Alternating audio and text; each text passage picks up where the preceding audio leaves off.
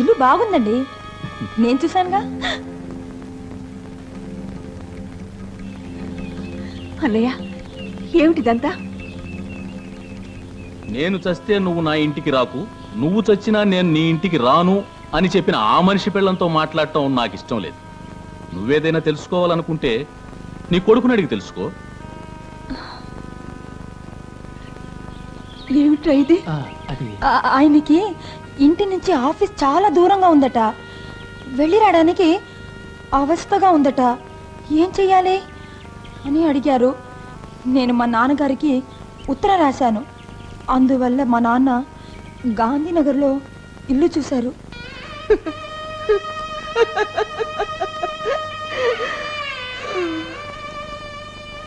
ఏరా, ఈ మధ్య నువ్వు మాట్లాడమే మానేశావా? వినడానికే నిశ్చయించుకున్నావా? నీకు ఇల్లు కావాలని ఎక్కడో గుడివాడలో ఉన్న మీ మామగారికి ఉత్తరం రాయాలని తెలిసిందే, ఇక్కడే ఇంట్లో ఉన్న మీ అమ్మా నాన్నలకి చెప్పాలని తెలియలేదట్రా. ఇప్పుడు మీ నాన్నగారు వచ్చి అడిగితే నేనేం సమాధానం చెప్పాలరా? ఎలా చెప్పాలో తెలియకే కదా నాన్న లేనప్పుడు పెడుతున్నాను. పద పార్వతి, వర్జం వస్తుంది.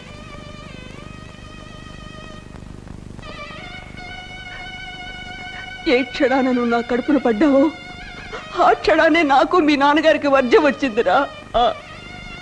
అది ఇప్పుడే మమ్మల్ని విడిచిపెట్టి వెళ్ళిపోతోంది. ఒరేయ్, పోరా, పో.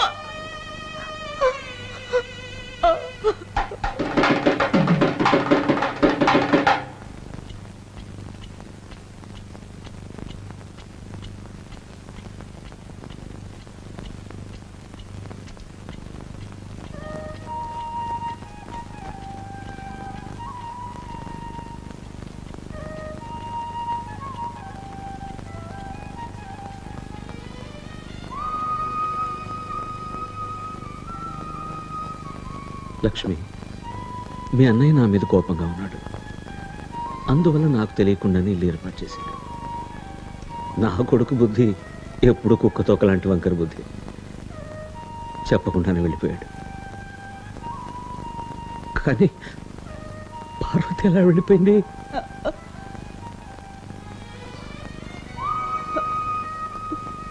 మనం పార్వతిని కోడలుగానే చూసాం,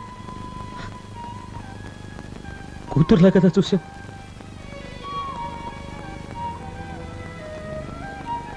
అవునులే, రాముడు ఉన్న చోటే సీతకు అయోధ్య.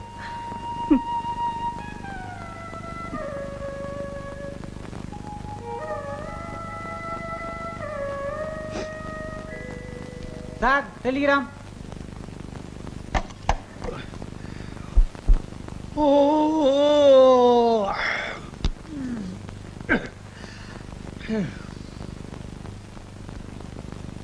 ఏమిటి మావయ్య, మీరు ఇంకా ప్రెస్కి వెళ్ళలేదా? పొద్దున్నే వెళ్ళాను, పగలంతా పనిచేశాను.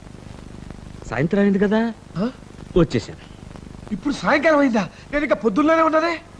అంటే ఆనంద్ ఇల్లు వదిలిపెట్టి వెళ్ళిపోయిన విషయం నీకు తెలియదు. ఆనంద్ ఇల్లు వదిలిపెట్టి వెళ్ళిపోయాడా? అదేమిటి అంత గుట్టు చప్పుడు కాకుండా వెళ్ళిపోయాడు? గుట్టు చప్పుడు కాకుండా వెళ్ళలేదు అల్లుడు. వాళ్ళ మామయ్య వచ్చాడు, బండి తెచ్చాడు, సామాన్లన్నీ ఎక్కించారు. లక్ష్మి ఏడ్చింది. అరే, ఇన్ని జరిగాయా? కానీ నాకు ఒక్క విషయం కూడా తెలియలేదే.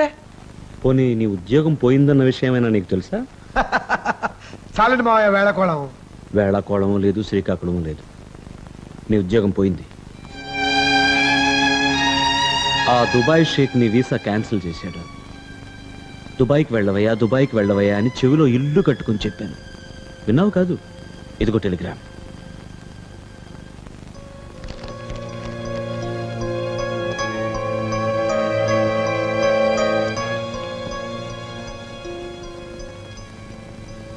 ఇక దుబాయ్కి వెళ్లాల్సిన అవసరమే లేదలుడు. 24 ఏళ్ళు వచ్చే వరకు నా కూతురికి పెళ్లి చేయలేక ధర్మపిండం పడేశాను. ఇప్పుడు పెళ్ళైపోయింది, కానీ నా కర్మ, నా అల్లుడికి కూడా ధర్మపిండం వేయాల్సి వస్తుంది. నువ్వు ఊరుకో, నువ్వు ఊరుకో. చాలా సంతోషం అల్లుడు. మనసుకు ఎంతో ఆనందంగా ఉందమ్మా. నీ మొగుడికి ఉద్యోగం కూడా ఊడిందిగా. ఇక పని పాట ఏమీ లేదు. 24 గంటలు మీదే రాజ్యం. దుమ్ము లేపేయండి.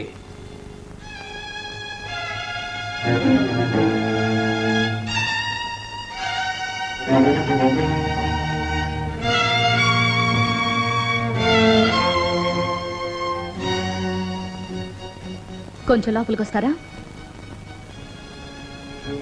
అల్లుడు గారు కోపం తెచ్చుకోకండి. ఆయన మాటలు మీ మనసులో పెట్టుకోకండి. చూడండి, మీకు అమ్మైనా అత్తైనా నేనేనేగా చెప్పారు. పెద్దదాన్ని, నా మాట వినండి. ఏమండి, అమ్మ సులోచన, నువ్వైనా నా మాట వినిపించుకోవే.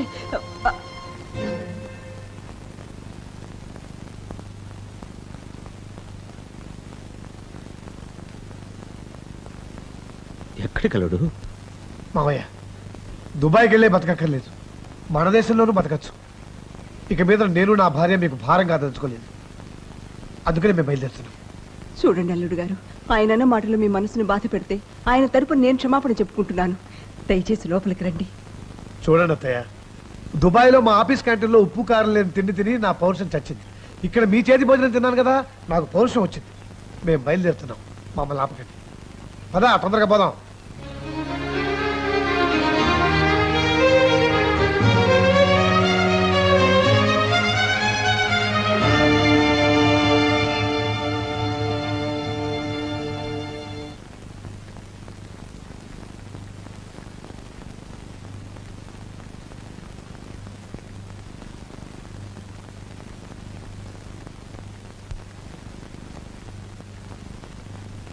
నిద్రపోలేదా? దేని గురించి అంత బాధపడుతున్నారు? ఆనంద్ ఇల్లు విడిచి వెళ్ళిపోయాడనా? అల్లున్నంత మాట అన్నందుక? మరి దేని గురించి అంత తీవ్రంగా ఆలోచిస్తున్నారు? నా పరువు మర్యాద ఇంటావిడ దగ్గర మంట కలిసిపోవడానికి 53 రోజులే ఉంది లక్ష్మి. ఇంకా నేను స్థలం కూడా కొనలేదు. ఇంట్లో ఎన్ని గొడవలు జరుగుతున్నా ఇల్లు కట్టడం గురించా మీరు ఆలోచిస్తున్నారు? అవును లక్ష్మి, నా కూతుళ్ళు కొడుకులు నన్ను వదిలి వెళ్ళిపోయినట్టు ఇంటావిడికి నేను ఇచ్చిన మాట నుంచి నేను వెనకడుగు వేయగలనా? బాధపడకండి, రేపే మనం ఆ స్థలానికి అడ్వాన్స్ ఇస్తున్నాం.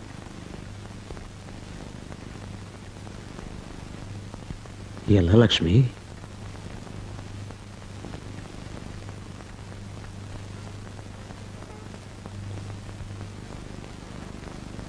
మరో దారి లేదమ్మా. చిన్న రంభంతో కొయ్యాలి, కొస్తే కొంచెం రక్తం వస్తుంది. పర్వాలేదమ్మా. పర్వాలేదు. చాలే ఊరుకో, నీ రక్తాన్ని చిందించే ఉంగరం నాకొద్దు. పద, వస్తానండి.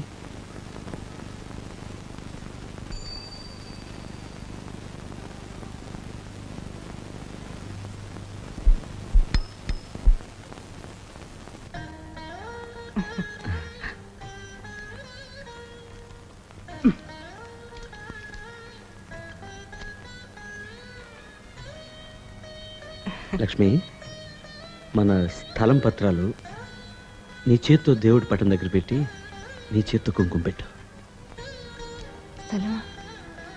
స్థలం ఎలా కొన్నారు? డబ్బు ఎక్కడి నుంచి వచ్చింది? ముందు నేను చెప్పించే లక్ష్మి.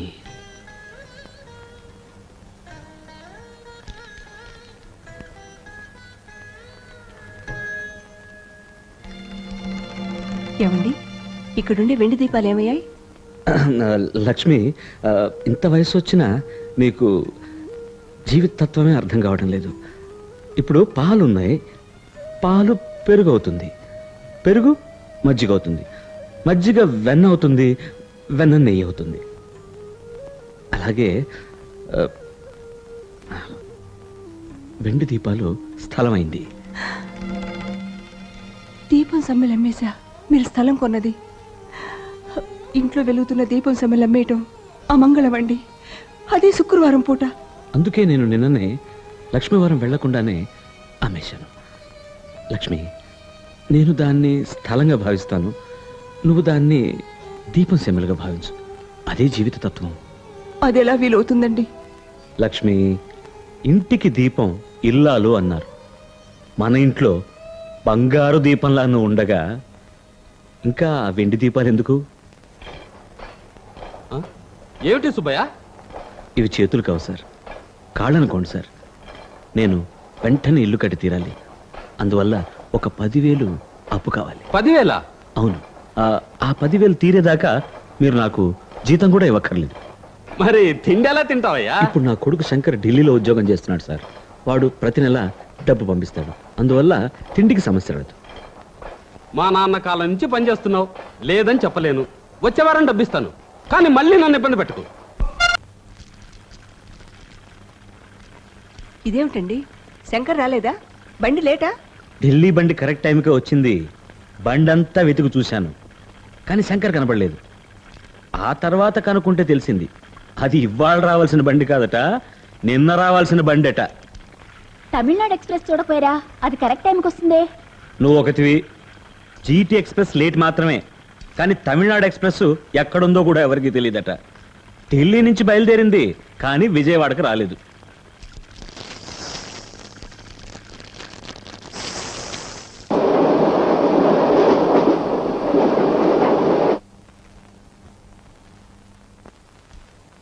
ఏంటమ్మా, నాకు కుదరట్లేదు.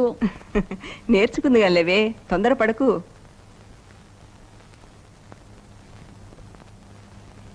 ఏమిటండి, ఇంకా బండి రాలేదా? అన్ని బళ్ళు వచ్చాయి, కానీ శంకర్ మాత్రం కనపడలేదు. బాగా వెతికి చూసారా? ఢిల్లీ నుంచి ఒక గూడ్స్ బండి వచ్చింది, అది కూడా గాలించి చూశాను. శంకర్ కనపడలేదు. ఇంకేదైనా బండి వస్తుందేమో కనుక్కున్నారా? లక్ష్మి, స్టేషన్ మాస్టరే స్టేషన్కి తాళం వేసుకుని ఇంటికి పోయాడు. ఇంకా నేను అక్కడే ఉంటే స్టేషన్కు బాంబు పెట్టే కేసుని పోలీసులు అరెస్ట్ చేస్తారేమో నన్ను భయపడి ఇంటికి తిరిగి వచ్చేసాను.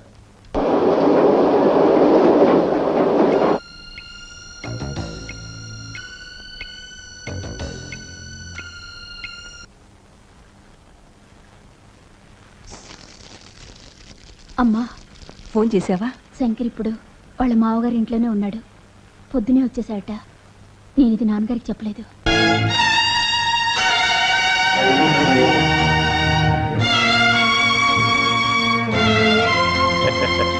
మొహమాట పడకుండా తినలుడు, అన్ని నీకోసం స్పెషల్ గా చేయించాను.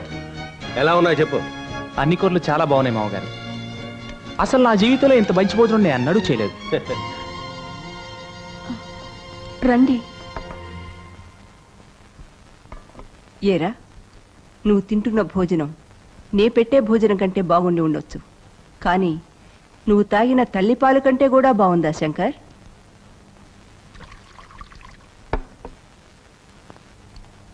ఏమిటమ్మా మాటలు? నువ్వు ఊరు నుంచి దిగగానే రావాల్సింది ఎక్కడికి రా? ఇక్కడికా అక్కడికా? అలా బాధపడాలంటే నేను బాధపడచ్చు. నన్ను రిసీవ్ చేసుకోవడానికి కనీసం నాన్నైనా వచ్చారా? ఓహో, తండ్రి ఊరు నుంచి వస్తుంటే కొడుకు స్టేషన్కి వెళ్ళి ఎదురు చూడాలి, కానీ కొడుకు ఊరు నుంచి వస్తుంటే తండ్రి ఎదురెళ్లాల్సిన అవసరం లేదురా. అయినా నీ మీదుండే ప్రేమతో మీ నాన్నగారు స్టేషన్కి 2 సార్లు వెళ్ళొచ్చారురా. రైల్వే స్టేషన్లో ఎదురు చూడటం నాన్న తప్పమ్మా. నేను వచ్చింది విమానంలో. కరెక్ట్ గా మామగారు ఎయిర్పోర్ట్ కారు పంపించారు, అందువల్ల ఇక్కడికి వచ్చాను.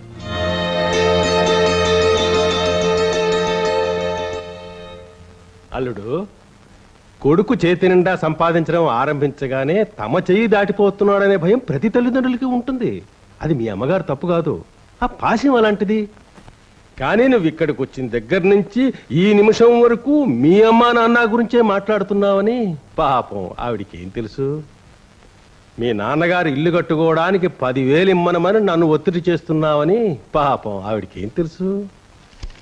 ఆ ఏర్పాటు చేయడానికే ఇంత ఆలస్యమైందని పాపం ఆవిడికి ఏం తెలుసు? ఆ డబ్బు మీ అమ్మగారికి చూపించు.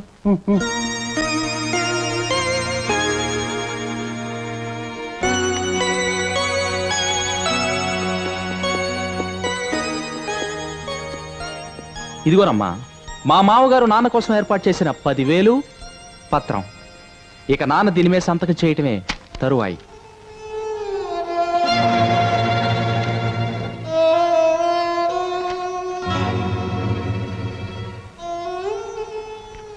వెళ్ళొస్తా బాబు.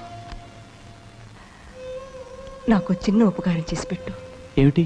ఇక మీదట నువ్వు నా ఇంట్లో మాత్రం అడుగు పెట్టకు. అమ్మా. అవునరా, కన్న తండ్రికి డబ్బు ఇవ్వటానికి ప్రోనోటు మీద సంతకం అడిగే కొడుకు ఒరే నా కూతురా. ఏమిటమ్మా పిచ్చి మాటలు? ప్రోనోటు మీద సంతకం పెట్టకుండా రుణం ఎవరిస్తారు? అలాగా, నిన్ను కన్న రుణానికి నువ్వు నాకే ప్రోనోటు మీద సంతకం పెట్టించావురా? ఆగమ్మా.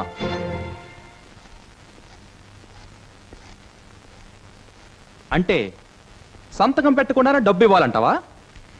లేదురా, మీ నాన్న కోసం ఆ సంతకం నువ్వే పెట్టేసి ఉండాలి అంటాను. అలాగా. ఇల్లు కట్టేది నాన్న నేనా? ఇంటి ఆవిడ దగ్గర వెనక ముందు ఆలోచించకుండా ఛాలెంజ్ చేసింది నాన్న నేనా? ఆయన గారి ముక్కోపం వలన ఏడాది పాటు పని పాట లేకుండా నానా పాటలు పడ్డాను. ఇప్పుడు మా మావగారి దయ వల్ల నాకు మంచి ఉద్యోగం దొరికింది. ఇకనైనా నన్ను ప్రశాంతంగా బ్రతకనివ్వండి.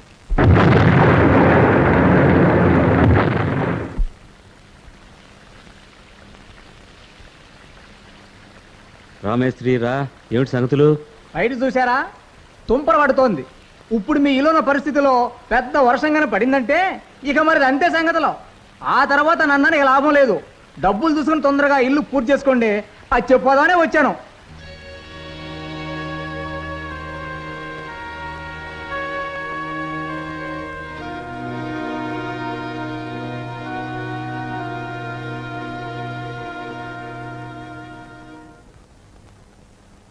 అల్లుడు, జీవితంలో అన్నం లేకుండా కూడా బతకొచ్చు, కానీ ఆత్మాభిమానం లేకుండా బతకూడదు.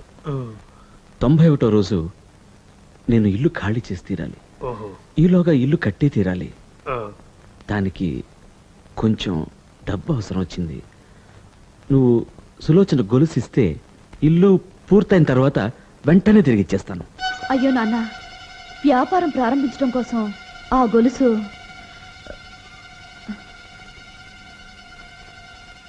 నిన్ననే తాగట్టు పెట్టాం.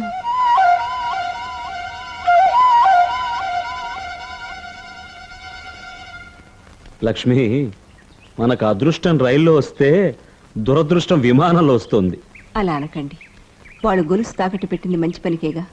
మనకది దురదృష్టమైనా వాళ్ళకది అదృష్టం తెస్తే అదే చాలు. ఈ కథ నుంచి మన ఆంధ్రదేశం తెలుసుకోవాల్సిన నీతి ఏమిటో తెలుసా? ఏ తండ్రి తన కూతురికి ఉంగరం పెట్టకూడదు, గొలుసే వెయ్యాలి. అప్పుడే మొగుడు సులువుగా తీసుకోవచ్చు. అయ్యో, ఏమిటి, ఉంగరం ఊడిపడిందా? అది కాదండి, సంచి లోపల పెట్టేసి వచ్చేసారు. తీసురా. మీ నాన్నగారికి ఎందుకు అంత అబద్ధం చెప్పావు సులు? తలంటుకునే ముందు బీరువాలో దాచిన గొలుసుని మార్వాడి కొట్లో తాకట్టు పెట్టావని నాలుగు నరం లేనట్టు అలా చెప్పచ్చా? నాలుగుకి నరం లేకుండా నా భర్తకి ధర్మపిండం వేస్తానని ఈసడించిన ఆయన గారికి అలాగే చెప్పాలి. పెద్దవాళ్ళు అన్న మాటలకి పెడార్థాలు తీయకూడదు. వాళ్ళ మాటలు సూదులు కూర్చున్నట్టున్నా ఆ మాటల వెనుక మనం బాగుపడాలనే భావన మాత్రమే ఉంటుంది. అత్తయ్య,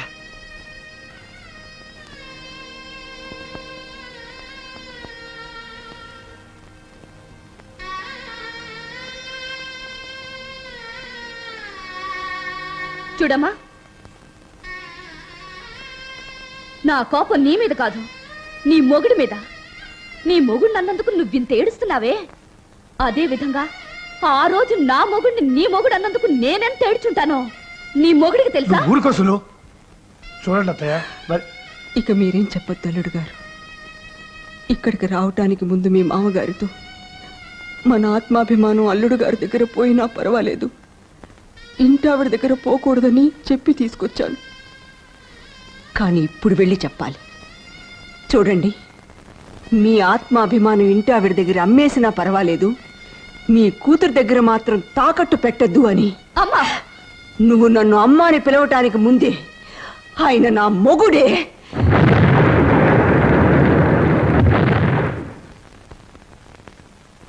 లక్ష్మి, మనలాంటి నిత్య దరిద్రులు సొంతిల్లు కట్టలేరు లక్ష్మి.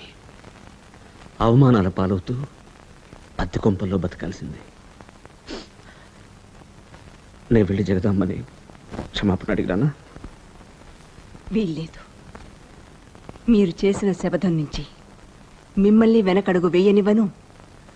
నే చేసుకున్న శబదం నుంచి నేను వెనకడుగు వేయను. నువ్వు శపథం చేసుకున్నావా? ఏమిటది? ఏ శబదం అని చెప్పమంటారండి? మీకు తెలియకుండా మిరండా ఇంటికి వెళ్ళి ఆ అమ్మాయిని ప్రార్థించి పార్వతిని భర్తని కలిపానే. అలాంటిది నాకు తెలియదనుకుని తన భర్తతో మీకు డబ్బివ్వద్దని చెప్పిందే. ఆ పార్వతి కళ్ళ ముందు నా భర్త ఇల్లు కట్టద్దా? నేనే స్వయంగా నా చేతులతో దానికి ఆహ్వాన పత్రిక ఇవ్వద్దా? అంటే ఆనంద్ డబ్బివ్వలేదని చెప్పడానికి పార్వత కారణం? అంతేకాదండి, ఆనంద్ వేరే ఇంటి కాపురం పోవటానికి కూడా పార్వతే కారణం.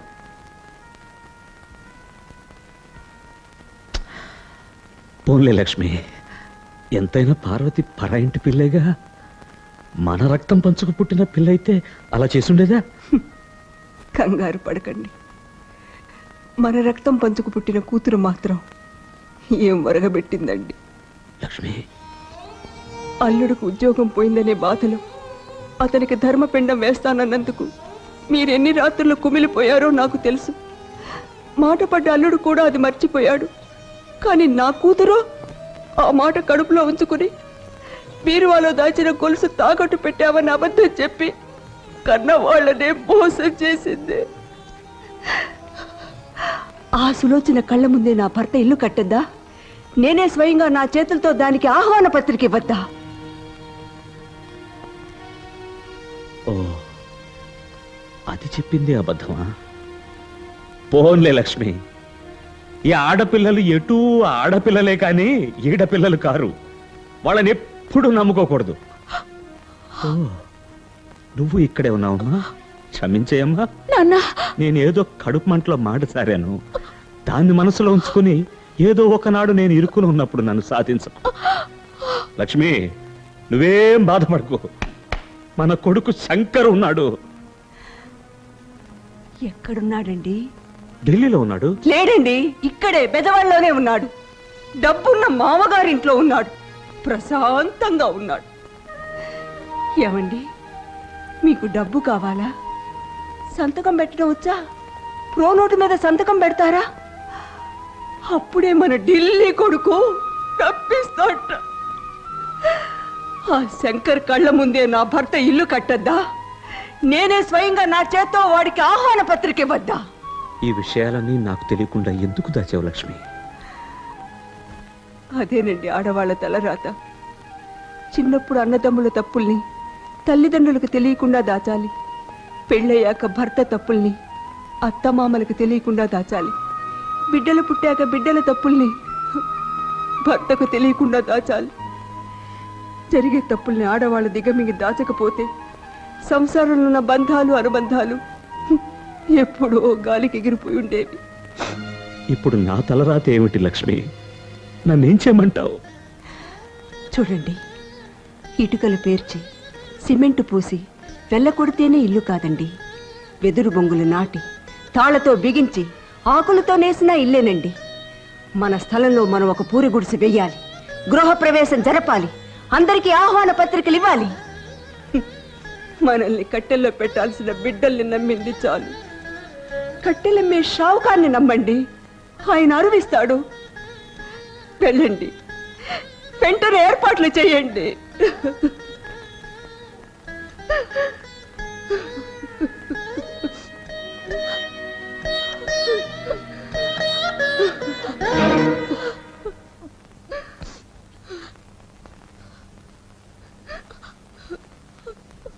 ఇలా చూడమ్మా, కన్న బిడ్డల్ని నమ్మకూడదనే ఒక పెద్ద పాఠం ఇప్పుడే నేర్చుకున్నా. అయినా నాకు మరో దారి లేదు. నేను తిరిగి వచ్చేదాకా నా భార్యని జాగ్రత్తగా చూసుకుంటావమ్మా? అయ్యో నాన్న,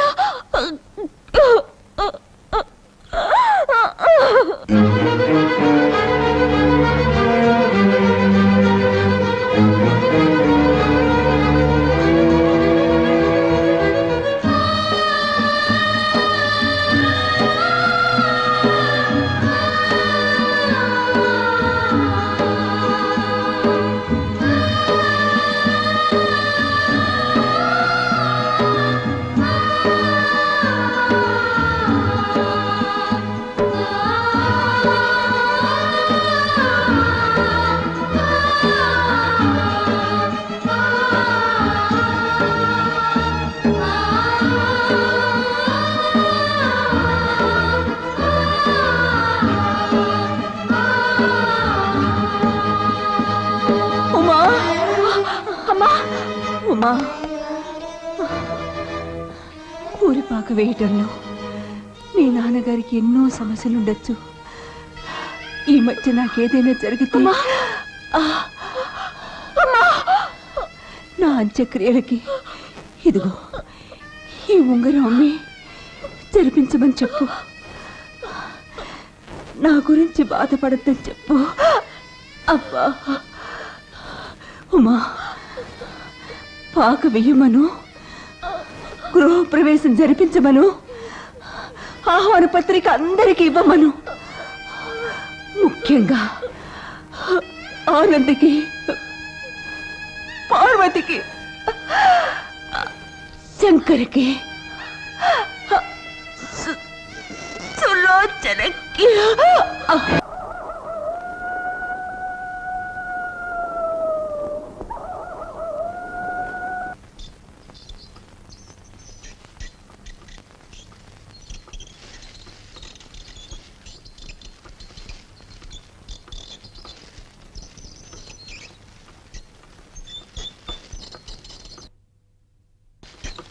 చూడమ్మా, మీ దగ్గర శపథం చేసి ఇవాళకి 90వ రోజు. ఇవాళ సాయంత్రం 6 గంటల లోపు నేను మీ ఇల్లు ఖాళీ చేస్తాను. సుబ్బయ్య గారు, అదంతా తర్వాత మాట్లాడుకుందా. నేను మనిషిని, ముందు లోపలికి వెళ్ళండి.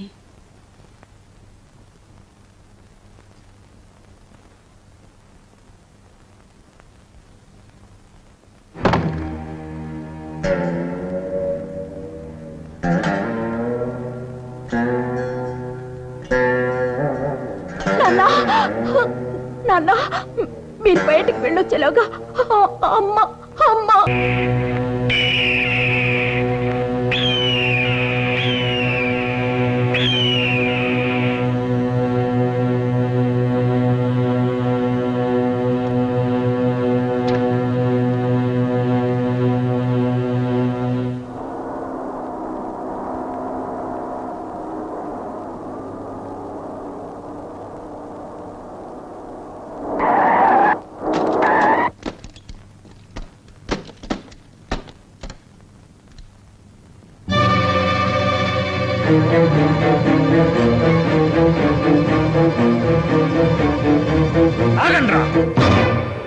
ఇది నా స్థలం.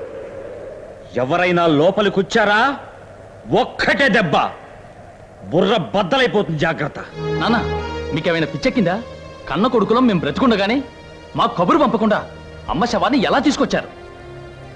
ఎవరైనా చచ్చిపోతే ప్రాణంతో ఉన్న వాళ్ళకే కబురు పెడతారు, చచ్చిన వాళ్ళకి కాదు.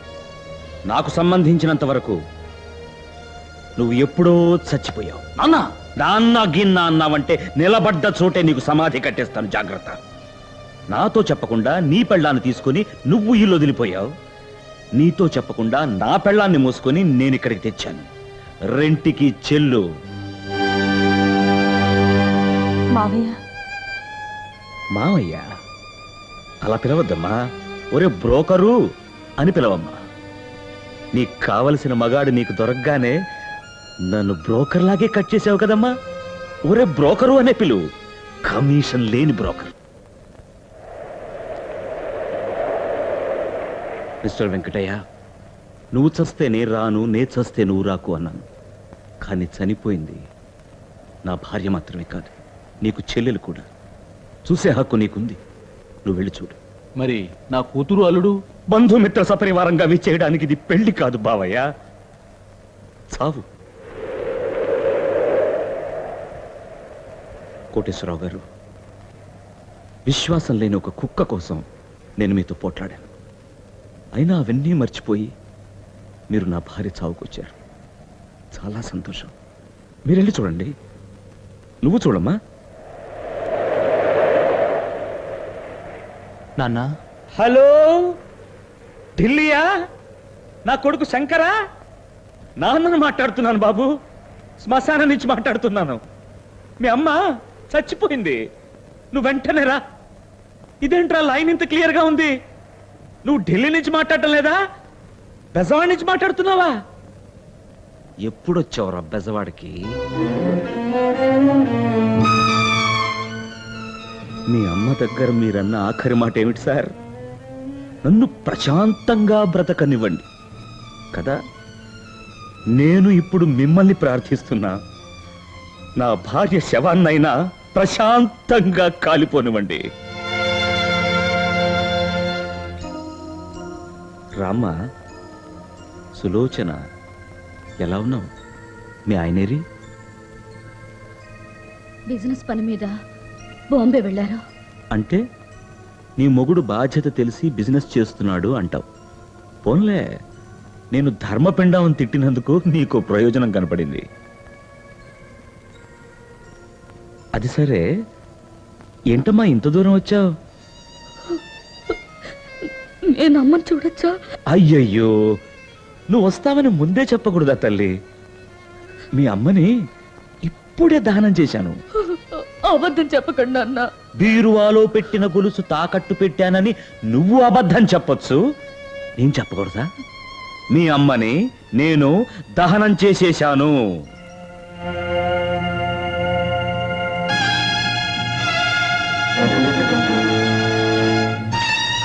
నేను చెప్పిన వాళ్ళు తప్పించి మరెవరైనా ఈ కర్ర దాటి లోపలికి వచ్చారా, ఈ కర్రతోనే వాళ్లకు కపాల మోక్షం.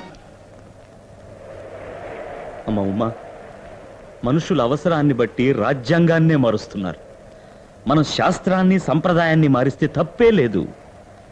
నా కొడుకులెవ్వరికీ తల్లికి తలకొరువు పెట్టే అర్హత లేదమ్మా. ఆడవాళ్ళు ఈ లోకంలో ఎన్నో గొప్ప గొప్ప పనులు చేస్తున్నారు. నా కోసం నువ్వు ఘనకార్యం చేస్తావమ్మా? చెప్పండి నాన్న.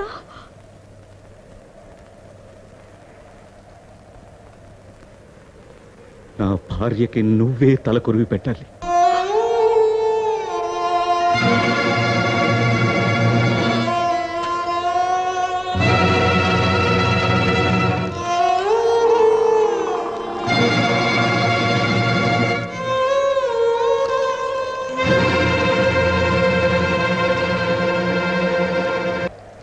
మంచి సమయానికి వచ్చావు.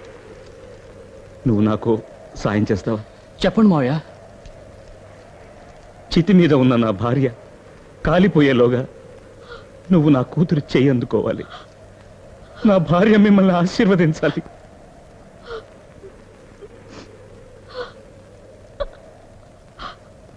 ఏమిటమ్మా, సారే చీరే ఏమీ లేకుండా నేను నీకు పెళ్లి చేస్తున్నానని బాధపడుతున్నావా?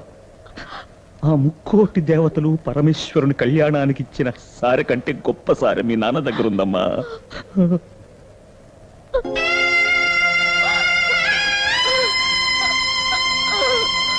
దీన్ని నువ్వు చివరి దాకా తీయకూడదు. నాకు మీ అమ్మని చూడాలనిపించినప్పుడల్లా ఈ ఉంగరం చూడడానికి వస్తానమ్మా. తోడుగలడు.